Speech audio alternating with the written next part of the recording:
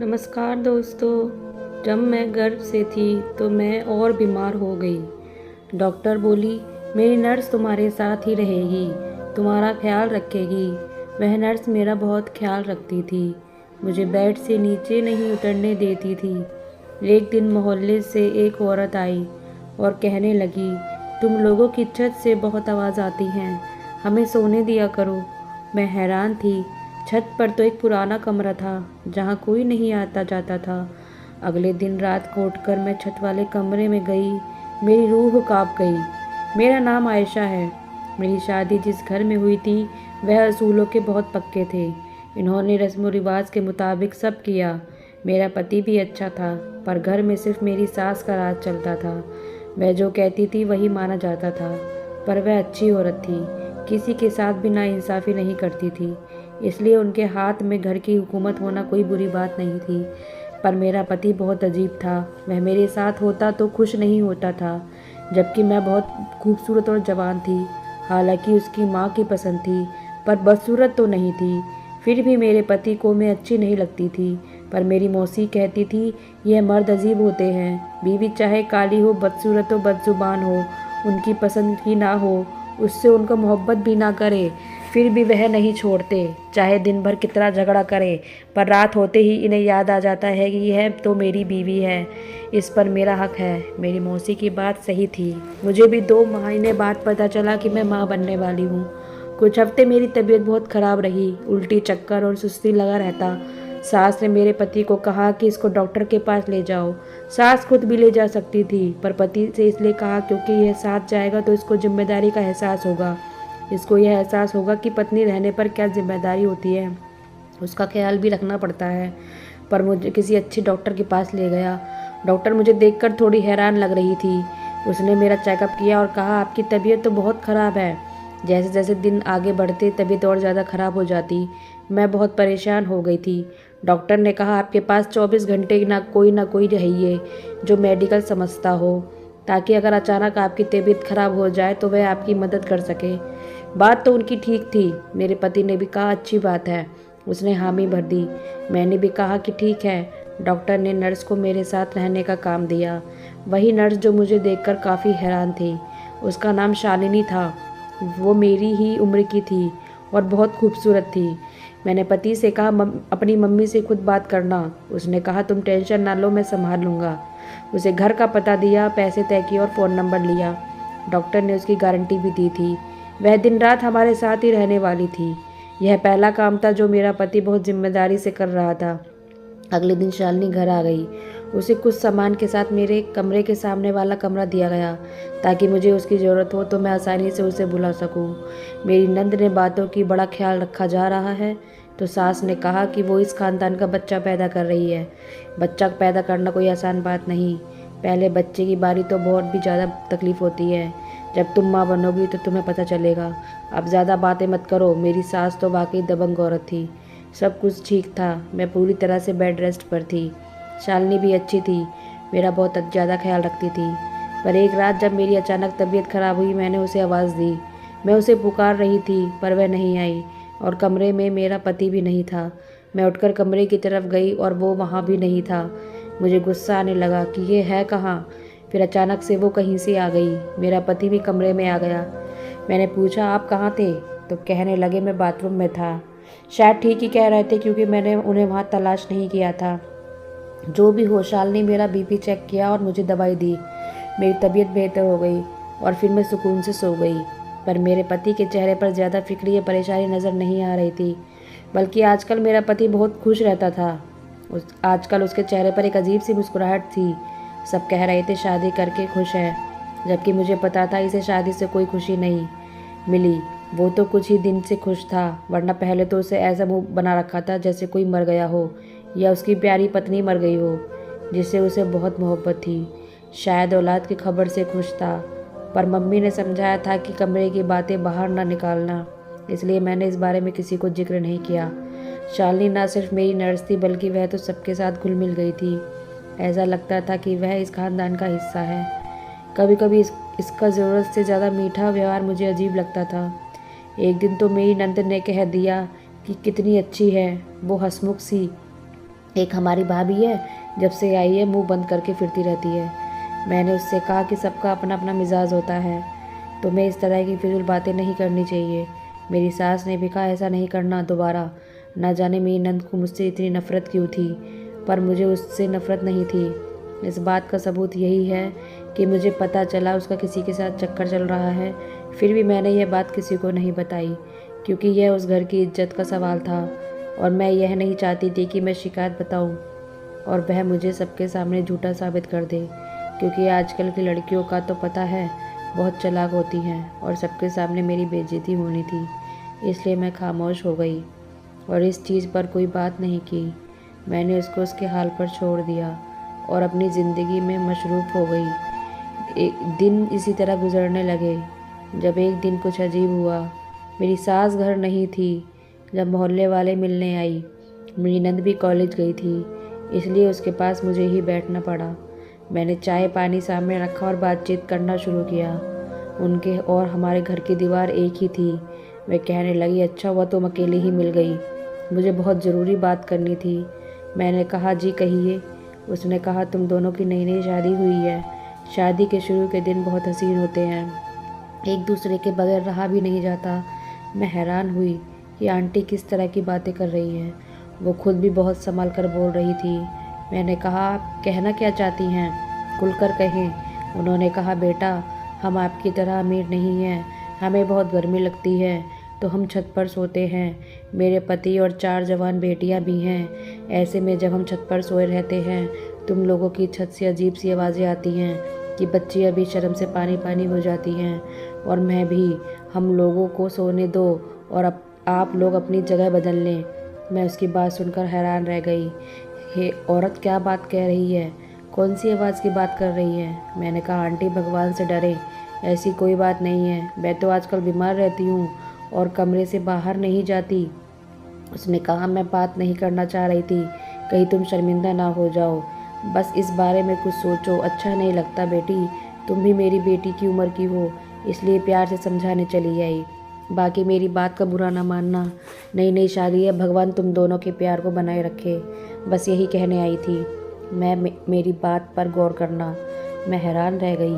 छत पर एक पुराना कमरा था जहाँ कबाड़ भरा था। हम वहाँ क्यों जाएंगे? मेरा पति तो मुझे कमरे में भी नहीं बुलाता था, मेरी तरफ ठीक से तरह से देखता भी नहीं था। इतनी मजबूरी कौन सी थी कि हम ऐसी वैसी बातें करते। मैं तो हैरान थी कि शायद इन्हें कोई गलतफहमी हुई है, शायद आवाज़ किसी और के घर से आ रही होगी। इस मोहल्ले में सिर्फ हम ही तो नहीं थे, दूसरे लोग भी रहते थे। पर बात थी गौर करने की, कहीं ऐसा मेरी नंद को पकाई हुई खीर तो नहीं वो किसी को घर बुलाती हो। तौबा तौबा, क्या वह इस हद तक गिर सकती है? किसी को रात को छत पर बुलाती थी, पर आजकल यह सब आम था। मुझे अपनी नंद पर नज़र रखनी चाहिए थी और अब सबूत के साथ घर वालों को भी बता देना चाहिए था, क्योंकि इस तरह तो वह घर की इज्जत नीलाम कर रही थी। मुझे इसे रोकना था, इसलिए सोच लिया कि कुछ ना कुछ तो करना पड़ेगा। पर शालिनी मुझे बिस्तर से उतरने नहीं देती थी। पर आज रात तो कुछ अजीब ही हुआ। मुझे ऐसी बेहोशी वाली नींद आई कि सुबह मुझे पता चला कि मैं तो सो गई थी, जबकि मुझे नंद पर नज़र रखनी थी। सोचा था फ़ोन पर कोई वीडियो या कोई आवाज़ रिकॉर्ड कर लूँगी, पर मुझे मौका नहीं मिल सका। रात होते ही मैं ऐसी नींद में चली जाती कि अपना कोई होश नहीं रहता। मैं खुद हैरान थी कि मेरे साथ क्या हो रहा है। पर एक दिन कुछ ऐसा अजीब हुआ। मेरी नंद अपने उसी बॉयफ्रेंड से बात कर रही थी। दोनों झगड़ रहे थे। वह कह रही थी कि कब से कह रही हूँ मुझे तुमसे अकेले मिलने नहीं आ सकती, तुम्हें यह बात समझ में नहीं आती, मुझे मेरी माँ से बहुत डर लगता है। मैं हैरान थी कि यह ऐसा कैसे सोचती है, यह तो इतना बड़ा काम नहीं कर सकती। यह तो आदमी इस बात पर लड़ रही है कि मिलने नहीं आ सकती, इसका मतलब यह काम किसी इसका नहीं था। पर जब मैं वहाँ से जाने लगी, मेरी नंद ने मुझे देख लिया और कहा कि भाभी आप यहाँ क्या कर रही हैं। मैं थोड़ा घबरा गई। मैंने उससे कहा कि तुमसे एक बात करनी है। उसने कहा कि अंदर आ जाओ। मैंने उसे सब बता दिया। मैं उसके बारे में जानती थी। वह हैरान थी। उसने कहा, आप को सब पता था, फिर भी आपने किसी को कुछ नहीं बताया। यह तो आपका बड़प्पन है, वरना भाभी हो और नंद का राज रखे। मैंने कहा, सब एक जैसे नहीं होते। उसे मेरी दोस्ती हो गई। उसने कहा कि भाभी मैं ऐसा काम करने के बारे में सोच भी नहीं सकती, और सोहन तो मेरे घर रिश्ता भेजने वाला है। मैंने कहा कि हम तो इतने रोमांटिक नहीं हैं। उसके बाद हम दोनों ने सोच लिया कि कुछ मिलकर करना होगा और बात की तह तक जाना होगा। यह सब तो अपनी जगह, मेरा पति तो आजकल मुझसे और भी दूर हो गया था। मुझे तो अब उसकी इच्छा होने लगी थी और उसे मेरा कोई ख्याल नहीं था। मैं सोचती थी कि सारी ज़िंदगी कैसे गुजरेगी। शालिनी मुझे रोज़ एक गोली दिया करती थी, उससे मुझे नींद आती थी। उसे पूछा तो कहने लगी दर्द की गोली है, पर जब से यह गोली खा रही हूँ तब से मुझे नींद आ रही थी। मैं अपनी नंद के साथ डॉक्टर के पास गई और साथ ही इस गोली के साथ खाली डिब्बा भी ले गई। डॉक्टर को बताया कि नींद बहुत आती है और खाली डिब्बा भी दिखाया। डॉक्टर ने कहा यह तो नींद की गोली है, यह कोई आधी भी खा ले तो 6 फुट का इंसान भी सो जाता है। आपकी जैसी हालत है, आपको तो यह खानी नहीं चाहिए। कौन दे रहा है आपको? हम हैरान रह गए। मैंने सोच लिया कि आज गोली नहीं खाऊंगी। मैं जब रात को कमरे में बैठी थी, शालिनी मेरे कमरे में आई और दवाई देने लगी। मैंने दवाई ले ली और उसके बाद फेंक दी। वह चली गई। उसके बाद मुझे बिल्कुल भी नींद नहीं आ रही थी। इसका मतलब डॉक्टर की बात ठीक थी। मेरा पति भी जाग रहा था। वह बोला तुम्हें नींद नहीं आ रही? मैंने कहा नहीं, जब आएगी तो सो जाऊंगी। वह भी सो गया। मैंने उससे कहा मैं रोज़ रात को आपसे पहले ही सो जाती हूँ, आपको बुरा नहीं लगता? उसने कहा तुम्हारी तबीयत खराब है, ऐसी हालत में ऐसा होता है। मैं समझता हूँ यह सब, पर उसने आज की रात मेरे जागने पर कोई फ़ायदा नहीं उठाया। इस बात पर मैं उदास थी और हैरान भी। यह बात मैंने अपनी नंद को बताई, वो भी हैरान थी। फिर हम पड़ोसी के घर गए। बातों बातों में पूछा कि यह सब कब से हो रहा है, पर मेरी शादी को तो 2.5 महीने हो चुका था और अब पता चला मैं माँ बनने वाली हूँ। परेशानी को इस घर में आए तकरीबन 3 हफ्ते हो चुके थे। इसका मतलब क्या था? अगले दिन मैंने और मेरी नंद ने प्लान बना लिया कि रात को छत पर जाएंगे। हम फ़ोन पर बात कर रहे थे कि मेरी आँख लग गई, पर अचानक जाग गई। पति कमरे में नहीं था, पर शायद बाथरूम में था। कोई अंदर से आवाज़ आ रही थी। मैं भी कमरे से निकल गई। अपनी नंद के साथ छत पर वाले कमरे की तरफ दबे पाँव बढ़ी। हम दोनों काफ़ी डरी हुई थी और हैरान भी थी कि क्या होगा आगे। पड़ोसी वाले की एयर कूलर की आवाज़ भी आ रही थी, मतलब वह भी छत पर सो रहे थे। मेरी नंद तो साथ में डंडा भी लाई थी। उसका कहना ज़रूर था कि यहाँ कोई और है जो हमारे कमरे को गलत काम के लिए इस्तेमाल कर रहा है। उसकी बात भी ठीक हो सकती थी, लेकिन आज इस रात से पर्दा उठ जाना ही था। जब हम करीब पहुँचे तो वाकई आवाज़ आ रही थी। हम हैरान रह गए। हमने एक दूसरे की तरफ देखा कि क्या करें, मतलब अंदर कोई था, ज़रूर एक मर्द और एक औरत। मेरी नंद ने अचानक आगे बढ़कर दरवाज़ा खोल दिया, जैसे अब उसे दरवाज़ा इंतज़ार नहीं हो रहा था। और सामने का मंजर देखकर हमारी रूह कांप गई। हम लोगों ने मुंह फेर लिया। मेरी नंद के हाथ से डंडा गिर गया, क्योंकि सामने कोई और नहीं बल्कि मेरा पति और शालिनी एक दूसरे के साथ मौजूद थे। मैंने तो रोना शुरू कर दिया। मेरे दिमाग ने काम करना बंद कर दिया। नंद ने चिल्ला चिल्ला कर सास को बुला लिया। थोड़ी देर बाद घर का माहौल अदालत जैसा था। मेरा पति और शालिनी किसी मुजरिम की तरह खड़े थे। मैंने आज सब कुछ बता दिया कि मेरे पति का व्यवहार कैसा था। नर्स मुझे नींद की दवाई दे रही थी, जबकि उसे मेरी जान का कभी खतरा था। सब कुछ बता दिया, पड़ोसन वाली बात भी। मेरी सास ने कहा अब तुम दोनों सच बताओगे कि मैं पुलिस को बुला लूँ? नर्स डर गई और सब बताने लगी। उसने कहा आपका बेटा और मैं एक दूसरे से प्यार करते हैं, पर मेरी जात पात का कुछ पता नहीं, माँ बाप भी नहीं है, इसलिए इसको यकीन था कि आप नहीं मानोगी। आपने अपने बेटे की शादी कर दी, पर हमारी मोहब्बत को सुकून नहीं था। फिर हमने एक प्लान बनाया। डॉक्टर ने जानबूझकर कहा था कि आपकी बहू को 24 घंटे एक नर्स की ज़रूरत है, जबकि ऐसा कुछ नहीं था। वो डॉक्टर भी हमारे साथ मिली हुई थी। हम दोनों ने ही घर में रहने के लिए ये सब किया। मैं आपकी बहू को नींद की गोली देती थी ताकि वह गहरी नींद में सो सके, और उसका पति उसके कमरे में भी नहीं होता था। यह हम दोनों का प्लान था। रात होते ही हम छत पर वाले कमरे पर चले जाते थे। नर्स की जुबान रुक गई। मेरी सास ने कहा रुक क्यों गई, अपनी बेशर्मी का किस्सा जारी रखो। मेरी सास ने मेरे पति को बातों सुनानी शुरू कर दी। उसकी खूब बेइज्जती की, उसे जायदाद से निकाल देने की बात कर दी। मैंने कहा मेरा क्या कसूर है, अब मेरे बच्चे का क्या होगा, मैं क्या करूँगी? मेरा पति तो बेवफा और बुरे चरित्र का निकला। मेरी सास को कोई सख्त फैसला सुनाने वाली थी। मेरी सास ने कहा इस औरत को पुलिस के हवाले करूँगी। बेटे को तब तक घर के अंदर नहीं आने दूंगी जब तक इसकी अकल ठिकाने ना आ जाए। पर वो लड़की बोली आप ऐसा नहीं कर सकती। मेरी सास ने कहा वो क्यों? मैंने कहा बंद करो ये सब। मैं अपने घर जा रही हूँ। मेरी सास ने कहा, नहीं तुम नहीं जा सकती, क्योंकि तुम अकेली नहीं हो, तुम्हारे साथ हमारे घर का वारिस और इज्जत भी है। तुम धैर्य रखो, सब तुम्हारे हक में होगा। फिर मेरी सास ने नर्स से कहा, निकल जाओ इस घर से। उसने एक बात ऐसी कही कि सब हैरान रह गए। उसने कहा, जैसे यह नहीं जा सकती क्योंकि इसके साथ आपका वारिस है, वैसे आप मुझे भी नहीं निकाल सकती। मेरे पेट में भी इस घर का वारिस है, यानी आपके बेटे की औलाद। हम सब हैरान रह गए। मेरी सास ने मेरे पति की तरफ गुस्से से देखा। नर्स ने कहा, उसकी तरफ ना देखिए, उसे तो 1 हफ्ते से पता है और उसने उसका नाम भी सोच लिया है। मैंने जब यह सुना तो मैं बेहोश हो गई। आँख खुली तो मेरी सास का फैसला यह था कि शालिनी और मेरे पति का निकाह करवा दिया जाए, नहीं तो इस घर का वारिस नाजायज़ कहलाएगा। और यह बात सच थी, क्योंकि इसमें बच्चे का कोई कसूर नहीं था।